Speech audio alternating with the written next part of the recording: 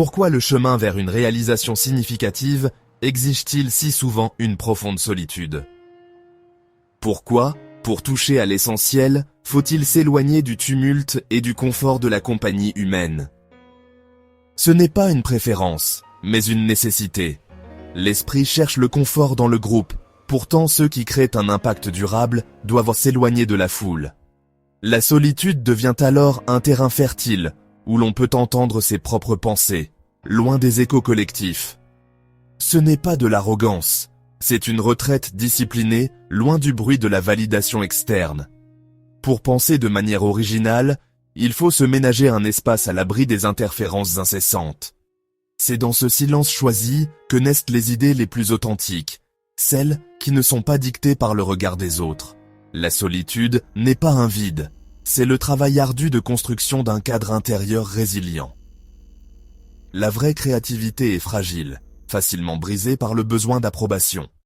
Se retrouver seul, c'est aussi apprendre à se confronter à ses propres doutes et à les dépasser. Le chemin solitaire est un choix stratégique, un environnement contrôlé où la vision peut devenir suffisamment forte pour affronter le monde. C'est là que la conviction se forge, à l'abri des distractions et des jugements.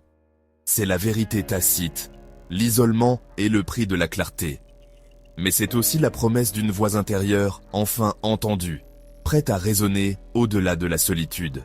Nous vivons dans une prison faite de confort et de distractions, ces barreaux invisibles, mais solides, le défilement infini, les notifications, les récompenses instantanées, ils nous apaisent, nous empêchant de chercher un épanouissement plus profond. Nos cerveaux sont câblés pour le plaisir et la validation. Et le monde numérique offre les deux avec facilité. Nous mesurons notre valeur par les j'aime et les réponses, externalisant notre sens de soi. Le silence qui permettait autrefois la réflexion ressemble maintenant à un vide que nous nous empressons de combler. L'illusion du choix masque une perte d'autonomie. Nos muscles internes de concentration et de discipline s'atrophient. Le confort n'est pas une récompense.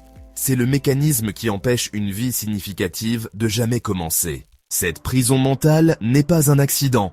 Elle est le résultat d'une économie construite sur la capture de votre attention. Les plateformes sont conçues pour exploiter vos biais cognitifs, utilisant des récompenses intermittentes pour vous maintenir accroché. Le cycle de vérification, de réception et de répétition est intentionnel, érodant votre capacité à une concentration profonde. La société récompense la visibilité plutôt que la substance, nous poussant à la performance plutôt qu'à la pratique. On nous dit de rechercher la grandeur. Pourtant, on nous place dans des environnements conçus pour empêcher le travail profond. La prison est maintenant intériorisée, façonnant nos habitudes et notre sens de soi. Il existe une loi cachée. La création significative est proportionnelle à votre capacité de solitude sans distraction. Plus vous pouvez rester seul, sans l'échappatoire du bruit ou de la compagnie, plus votre potentiel créatif s'élargit. L'esprit, libéré d'un apport constant, trouve la clarté et connecte les idées profondément. Dans ce silence, les pensées se réorganisent, les liens se tissent, et l'inspiration émerge lentement, mais sûrement. Adopter cette loi signifie se détourner du confort et de la connexion en faveur du difficile et du différé. Cela demande du courage, car l'isolement n'est jamais facile, et l'envie de revenir vers la facilité est constante. Il ne s'agit pas de grands gestes, mais de petits choix cohérents. Laisser le téléphone derrière soi, marcher sans écouteurs, s'asseoir avec un problème. Ce sont ces micro-décisions qui, accumulées, forgent la discipline nécessaire. Chaque acte de solitude renforce le muscle mental pour le travail profond. À chaque instant passé seul, la capacité à plonger dans la réflexion s'intensifie. La loi est impitoyable. Pas de raccourcis, pas de mesures partielles. Elle exige une honnêteté radicale envers soi-même et une volonté de traverser l'inconfort. L'esprit a besoin de temps ininterrompus pour atteindre une synthèse profonde.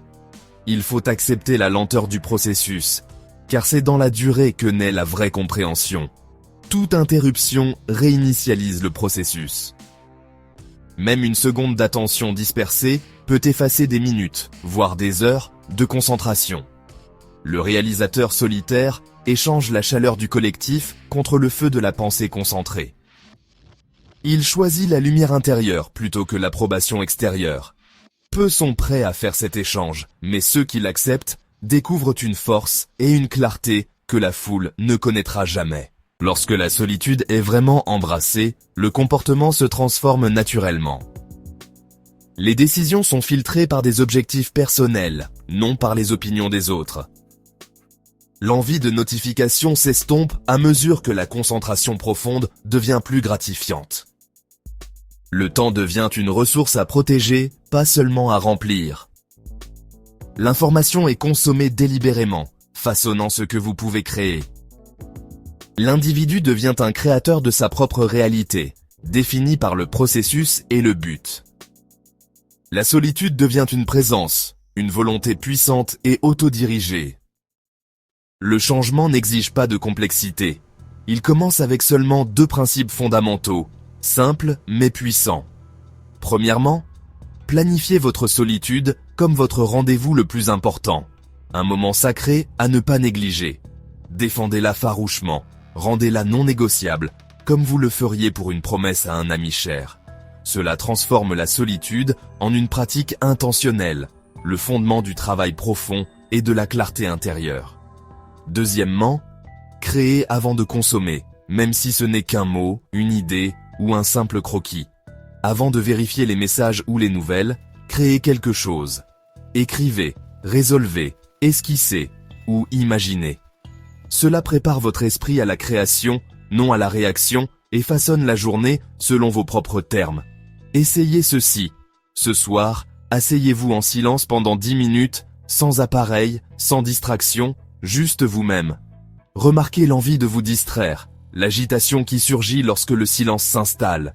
Ne jugez pas, observez simplement, accueillez chaque sensation comme un témoin curieux. C'est ainsi que vous commencez à comprendre la cage invisible qui vous retient. Le but n'est pas de vaincre l'impulsion, mais de se familiariser avec son pouvoir, d'apprivoiser ce réflexe. Ces petits actes sont les premiers pas vers la récupération de votre attention, vers une liberté retrouvée. Examinez les barreaux de près. Ce n'est qu'alors que vous pourrez commencer à vous libérer, un choix à la fois. Comprendre ces principes est facile. Agir en conséquence est rare. La plupart hocheront la tête en signe d'accord, mais peu changeront. Le chemin du créateur solitaire exige un courage silencieux et constant, une volonté d'être incompris et d'affronter l'inconfort. La porte de la prison n'est pas verrouillée, elle est juste fermée. Le choix de sortir doit être personnel et renouvelé chaque jour. La carte est là, les outils sont simples, mais le reste est silence. La seule question, avec quoi êtes-vous prêt à être seul pour construire ce qui compte vraiment ?